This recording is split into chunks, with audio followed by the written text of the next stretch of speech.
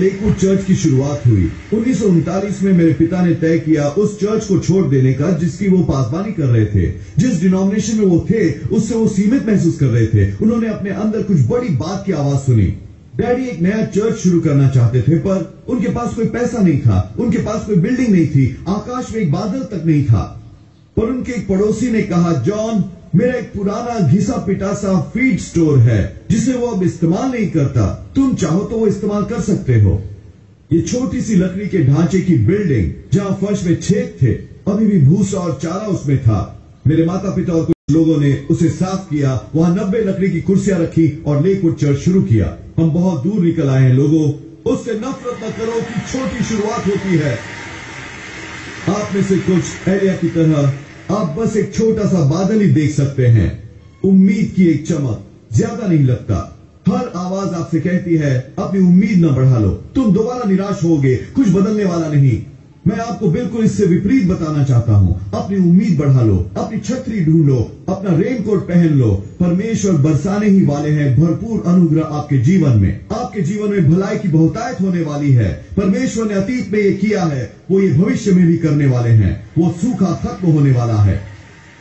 एलिया ने राजा अहाब से कहा, बेहतर है तुम अपना रथ लो और यहां से निकल चलो, क्योंकि वो बहुतायत की आवाज जो मैंने अंदर सुनी है वो बाहर साकार होने वाली है। अहाब अपने रथ पर भाग लिया, एलिया भागते हुए निकल दिया। ये उससे पहले था जब वर्षा के कोई आसार नहीं थे। गौर करें एलिया के विश्वास पर, वो बहुतायत की योजनाएं बना रहा था जबकि उसने देखा था एक छोटा सा बादल।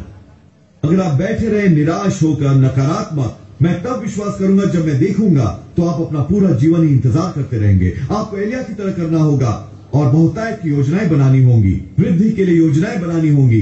ऐसे बात करने लगे जैसे ये होने वाला है। ऐसा नहीं कि अगर मैं ठीक होऊंगा पर जब मैं ठीक होऊंगा, ये नहीं कि अगर मैं इस लत से छूटूंगा पर जब मैं इस लत से छूटूंगा, ये नहीं कि अगर मैं अपना नया बिजनेस शुरू करूंगा पर जब मैं अपना नया बिजनेस शुरू करूंगा। आप परमेश्वर पर अपना भरोसा दिखाइए।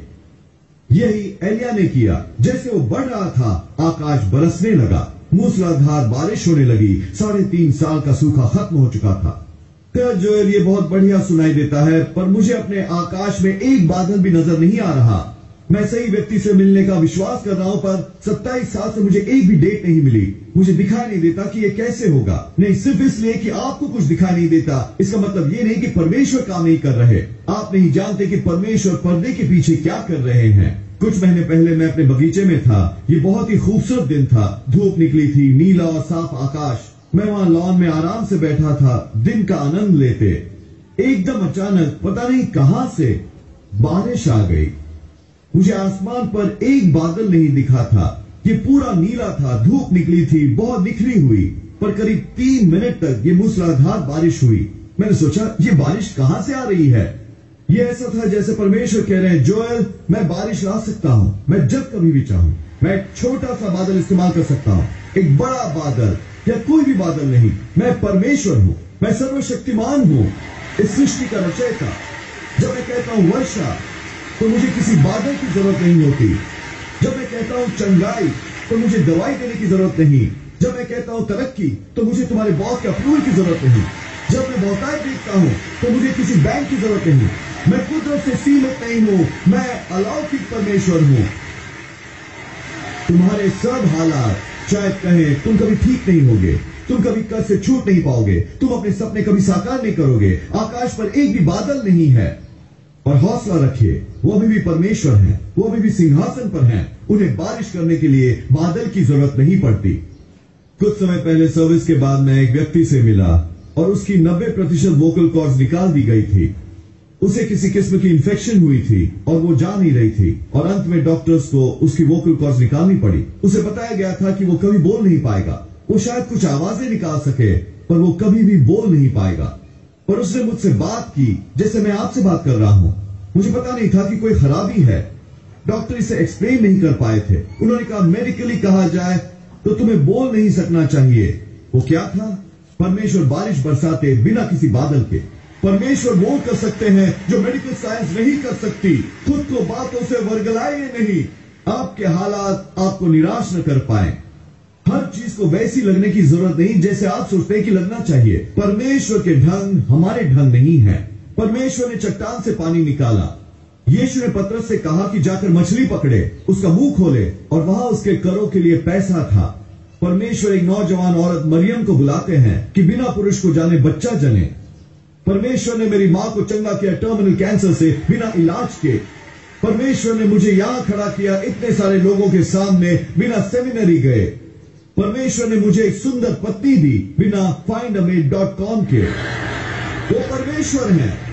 वो उन चीजों का इस्तेमाल कर सकते हैं या दूसरे तरीके से कर सकते हैं, बिना किसी बादल के, बिना किसी बैंक के, बिना किसी इलाज के, बिना किसी एक्सपीरियंस के। परमेश्वर के पास तरीके हैं आपके जीवन में वर्षा लाने के जो आपने सोचा भी ना होगा। आपको हर बात का अंदाजा लगाने की जरूरत नहीं, आपको बस ये करना है कि विश्वास करें। असल में ये लिखा है नीति वचन में, अपनी समझ पर मत निर्भर करो। कई बार कोई भी तर्कशुदा हल नहीं होता, आपको अपने दिमाग को हटा लेना पड़ता है। यदि आप लगातार समझने की कोशिश करते रहेंगे तो ये आपको निराश कर देगा, उदास, हताश। सिर्फ इसलिए कि आपको रास्ता नजर नहीं आती, इसका मतलब ये नहीं कि परमेश्वर के पास रास्ता नहीं। मैंने एक कहानी सुनी थी एक छोटी लड़की के बारे में। वो एक बिल्ली का बच्चा चाहती थी। वो सप्ताह दर सप्ताह अपनी मां से इसे मांगती रही, पर उसकी मां को और पेट्स नहीं चाहिए थे। उसने उससे ना कहा बार बार। वो नन्ही लड़की छोड़ नहीं रही थी। महीनों वो इस बिल्ली के बच्चे के बारे में पूछती रही। अंत में उसकी मां ने कहा, सुनो हनी, यदि परमेश्वर बिल्ली का बच्चा देते हैं तो मैं तुम्हें ये रखने दूंगी। उस नन्ही बच्ची को और क्या चाहिए था। वो उसके घर के बगीचे में गई, उसने अपने घुटने टेके और कहा, हे प्रभु प्लीज मुझे एक बिल्ली का बच्चा दे दे। जब उसने प्रार्थना खत्म की, उसकी मां ये देख रही थी कि एक किटन हवा में उड़ती हुई आई और बिना किसी चोट के बिल्कुल उसके पास आकर गिरी। मां ने सोचा वो कल्पना कर रही है। वो बाहर गई और आसपास देखा, वहां कोई वृक्ष नहीं था ऊपर। ऐसा लगता था जैसे ये किटन आकाश से बरसी हो। उस नन्ही बच्ची ने उसे उठाया और कहा, धन्यवाद प्रभु इस किटन के लिए। कुछ हफ्तों बाद मां को पता चला कि उनके पड़ोसियों में से एक, जो उनके घर के पीछे रहते थे, करीब 4 घर की दूरी पर, वो इस छोटी बिल्ली को पेड़ से उतारने की कोशिश कर रहे थे।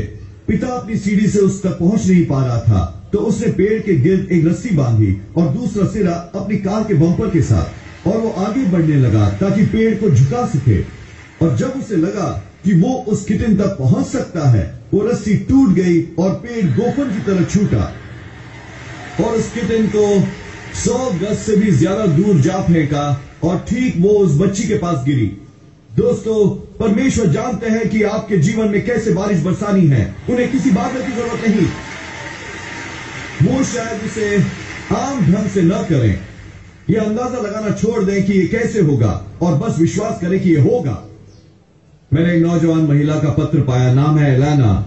वो और उसके माता पिता और भाई वो लेकवुड का हिस्सा बने रहे हैं 10 सालों से। एलाना को जन्म से ही स्पाइन विकार था। जब वो 7 महीने की थी तो उसे सर्जरी करानी पड़ी, उसके स्पाइनल कॉर्ड में छेद करने को। उसके माता पिता को बताया गया कि वो शायद कभी भी चल नहीं पाएगी या दौड़ पाएगी या किसी किस्म की फिजिकल एक्टिविटी कर पाएगी, पर उन्होंने विश्वास किया कि परमेश्वर राह बना सकते हैं, चाहे हमें कोई राह नजर ना आ रही हो।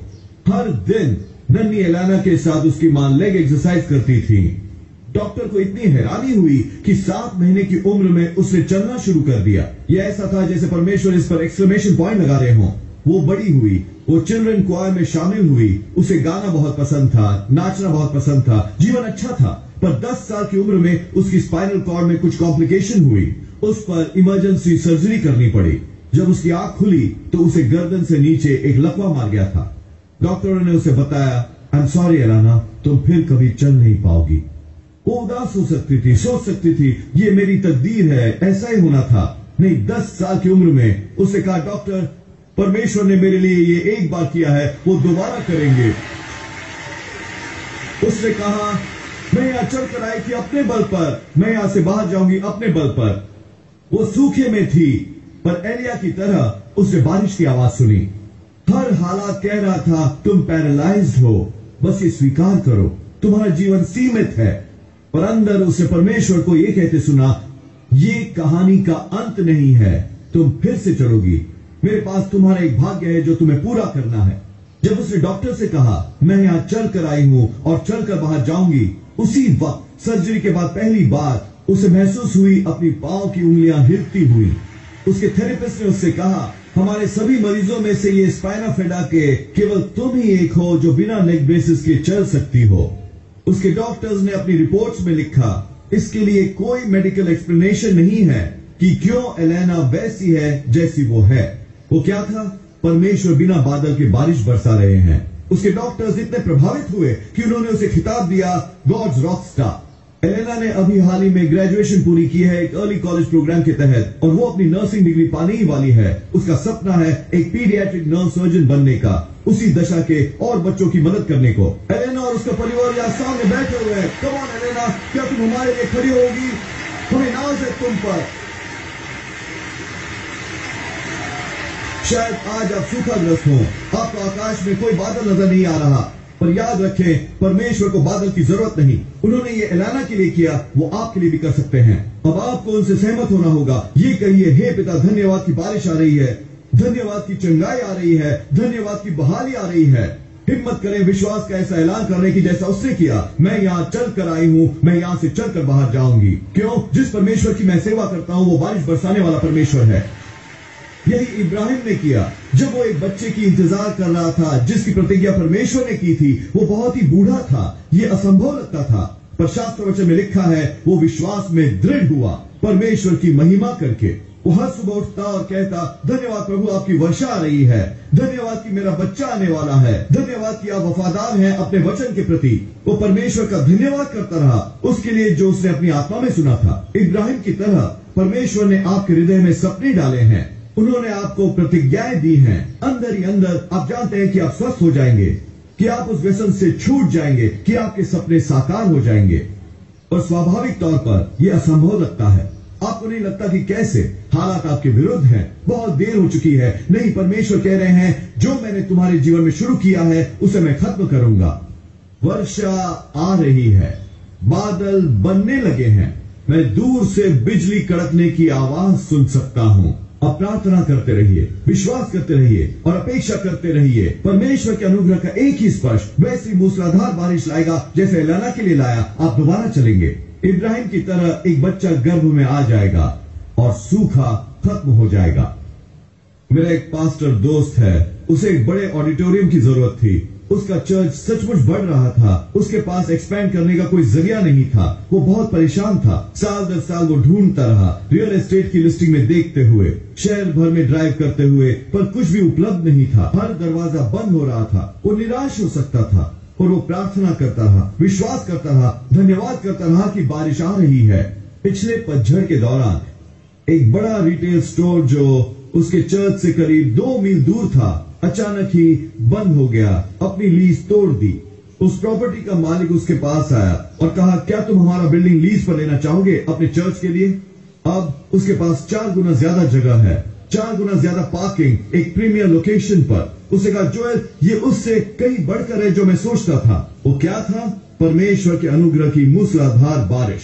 अचानक उस सूखे का अंत हो गया। आपको तैयार होने की जरूरत है। 2014 में बारिश आने वाली है आपको ढूंढते हुए। आपको उसके पीछे जाने की जरूरत नहीं। अच्छी ब्रेक, अवसर, बहाली, दिव्य संपर्क, वो आपको ढूंढते हुए आएंगे। दोस्तों, मैं भरपूर बारिश की आवाज सुन रहा हूं।